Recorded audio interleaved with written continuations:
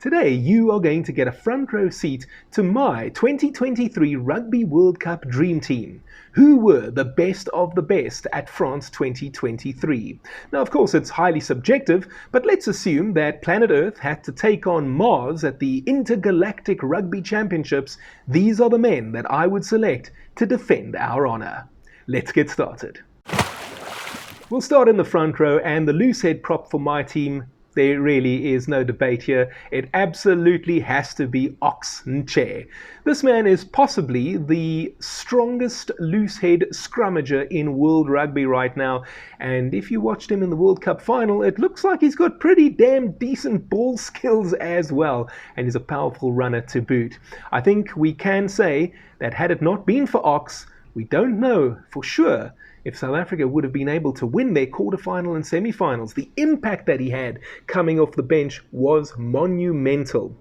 Now, one of the things that makes it difficult to select South African forwards for a team of the tournament is that, generally speaking, they only play 40, 45, maybe 50 minutes, and then there's a swap. So it can be a little bit difficult to judge, but I do think that it's difficult to say that Ox Nche is not the best man at loosehead in the world right now. He starts in my team. How about hooker? Piato Malvaka is the man who will wear the hooker jersey. Quite incredibly, he isn't actually France's first choice hooker. That belongs to Julien Marchand. But thanks to an injury, Malvaka was able to take his place in the middle of the front row for the host nation at this Rugby World Cup. And in my opinion, he was simply outstanding. I enjoyed his mobility. He seems to be a strong scrummager to boot, and he's not bad at the breakdown with one or two good jackling abilities, one might say. I was very impressed by Malvaka. And then on the tight head, I'm actually picking Malvaka's France teammate, Winnie Antonio. I thought he was the best tight head at this tournament. I was very impressed by him. From the very beginning, in the opening match against New Zealand, I thought, my goodness, this man is a beast. And sure enough, that is exactly the way it turned out. He helped France win that opening match. He also helped his country win their pool. And then unfortunately for them, maybe because of the draw, they came up against the team that would become the Rugby World Champions in the quarterfinal. Nevertheless, for me, Antonio was the best tight head prop at this tournament. Let's move into the second row now, and for me there can be no doubt who wears the number 4 jersey. It simply has to be South Africa's Eben Etzebeth. This man is gargantuan. Believe it or not, there are people who say that Eben had a quiet tournament. I strongly disagree. I thought he was colossal against Ireland in the pool stage. I thought he was massive against France in the quarterfinal. And then in the final against the All Blacks, he was wonderful. I think maybe in the semi-final against England, he wasn't at his best. But that was true of a lot of the South African players, I thought. And maybe that had something to do with physical and mental fatigue after that epic quarterfinal win over the host nation. Nevertheless, I wouldn't let that put a dampener on Eben. For me, he wears the number 4 jersey in my team of the tournament, and it's not a debate. But perhaps debatable is who wears the number 5 jersey. And while putting this team together, it was quite interesting that I found that there were some positions where I felt that there wasn't necessarily a standout player. And the number 5 jersey is one such example. So I looked around and I thought, okay, who can we put in the other lock jumper alongside Eben Etzebeth? And in the end, I decided to go with Guido Petti of Argentina. I thought he had a very good tournament, especially when you consider that most of his Pumas teammates barely showed up for France 2023. I feel comfortable with Petti jumping in the line-out alongside Eben Etzebeth and scrumming alongside him for our Team Earth. Now, if Petti is a man who is up for debate in the team, I don't think there can be any debate when it comes to our number 6 jersey, and that is worn by Petti's Pumas teammate, Marcos Kremer. This man was magnificent at the Rugby World Cup, and you could argue that he was the only Argentine that truly showed up for this World Cup. He was outstanding. And something interesting, just ahead of the Rugby World Cup final, Kremer was the top tackler, statistically speaking, at the Rugby World Cup. And speaking of being a top tackler, there can only be one man who will be in the blindside position, especially after that Rugby World Cup final. It has to be Pieter-Steph du Toit. Now, I think we can say that maybe du Toit had a quiet tournament, certainly by his standards, which are exceptionally high. He was good at every stage in the World Cup, I thought. Maybe not brilliant, but he was good.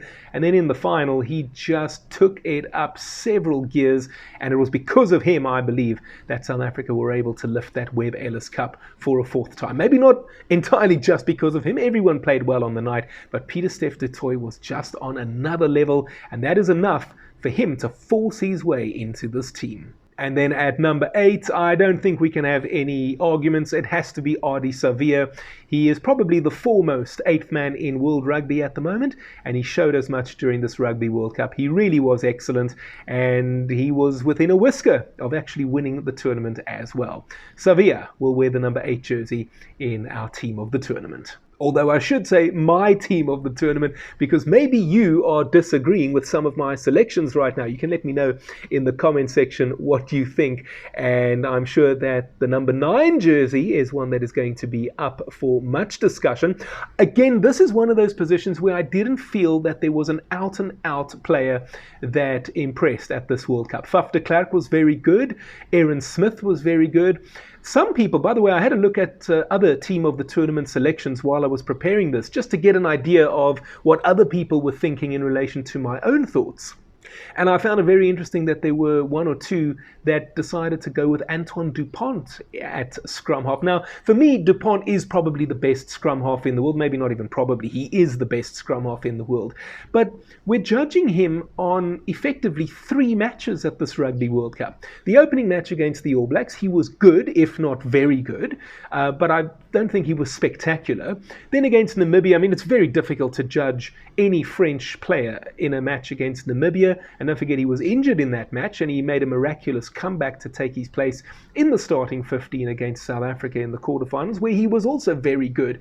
But I don't think that based on those 3, dare I say 2.5 performances, that we can say that Antoine Dupont did enough to be in our team. And so I'm going to go with potentially a controversial pick.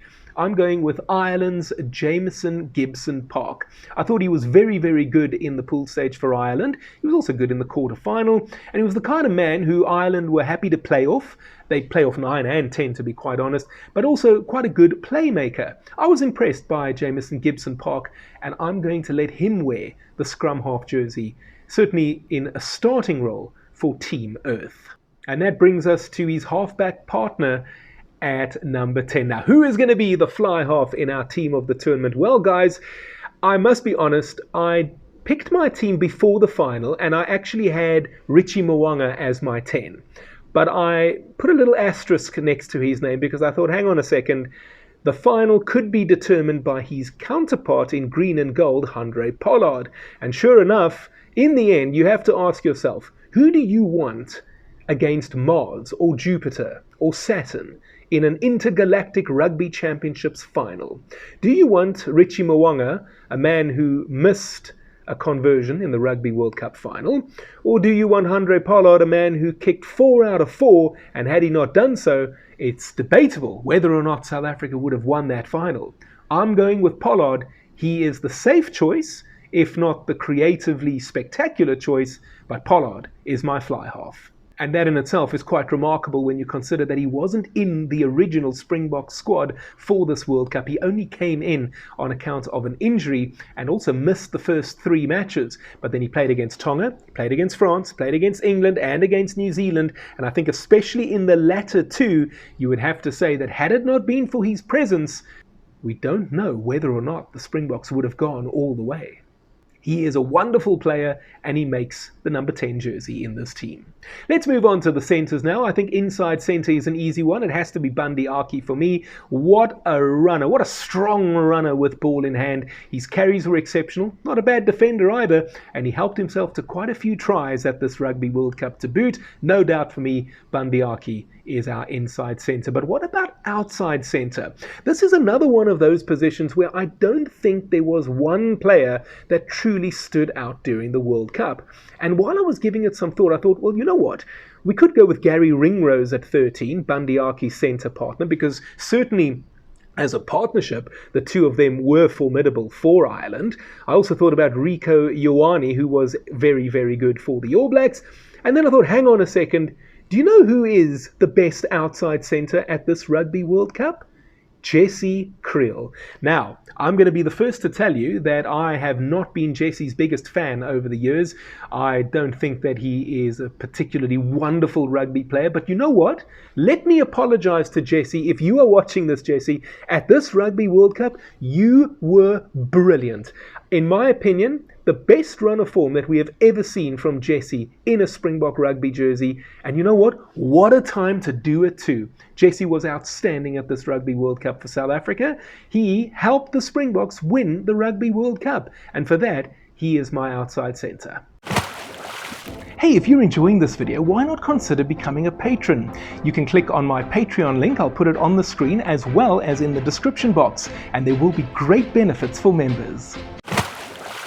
The Wings pick themselves, and I know you might have a go at me because I'm actually picking two men who both wore the 14 jersey at this World Cup, but given the way rugby is played these days, I think that we can just move the one guy to 11, or maybe the one can play on the left for the first half and then in the second half switch sides. I'm picking Damian Penaud, and I'm picking Will Jordan. You have to have the tournament's leading try scorer in your team. And Penaud, well, again, had it not been for the awful decision to have the Rugby World Cup draw 3 years before the actual tournament, Penaud may well have been a semi-finalist at the very least. And that is how I actually end up having 4 Frenchmen in my starting 15, because my fullback is going to be Thomas Ramos. Now, I know I waxed lyrical about Handré Pollard and his kicking ability, but Ramos will actually be this team's kicker. This is a man who basically never misses a kick, but Pollard stays at 10 for his BMT. Even though I think you can again say that if I've got Ramos at 15, I could have gone with Mo'unga at 10. I'm sticking to my guns. Pollard is my 10, and Thomas Ramos will wear the fullback jersey in our team of the tournament. Well, my team of the tournament. Let's look now at the replacements. And in typical Springbok South African style, I'm going with a 6-2 split. No, we're not going 7-1. We're not going to be that bold. We are going to go 6-2 then. We'll have an entire front row on the bench. Let's have a look at who they are. Andrew Porter from Ireland, a very, very strong loose-head scrummager. He is there.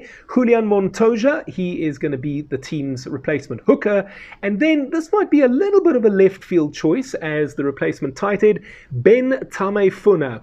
Now, before you raise your eyebrows at me and ask, how did he get there? Well, I think anyone who watched Tonga at this World Cup will acknowledge that Ben Tamefuna is a powerful tight head.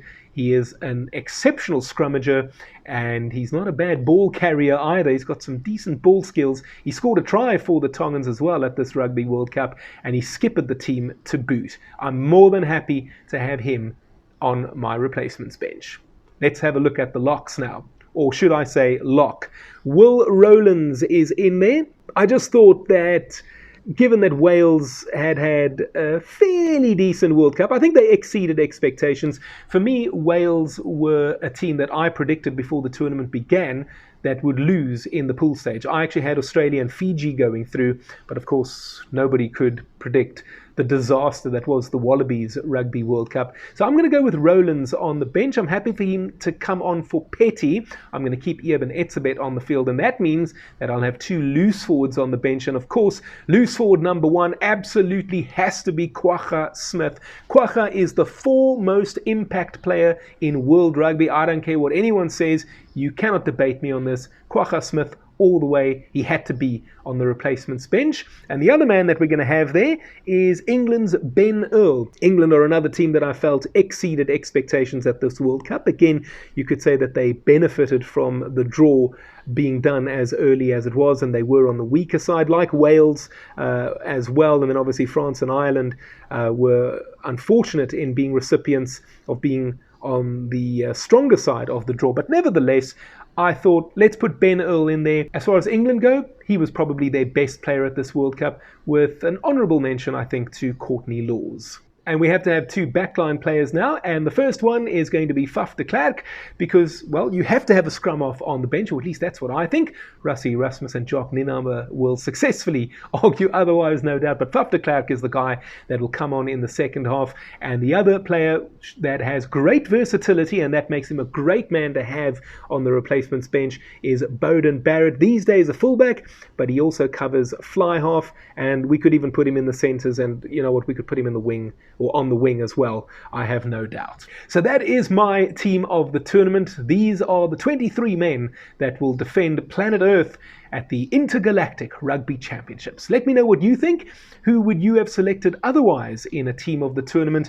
And maybe there's somebody who you saw me select and go, I didn't think of that one. Let me know what you think in the comment section down below. And guys, I want to say a big thank you from me to you for all of your support and your comments throughout this Rugby World Cup. I've thoroughly enjoyed putting together all of these bespoke videos for you. And next week, we are going to go back to normal on Front Row Rugby, where I interview Springbok heroes from the past. But we're going to start with a special series of 5 Currie Cup and Super Rugby related videos.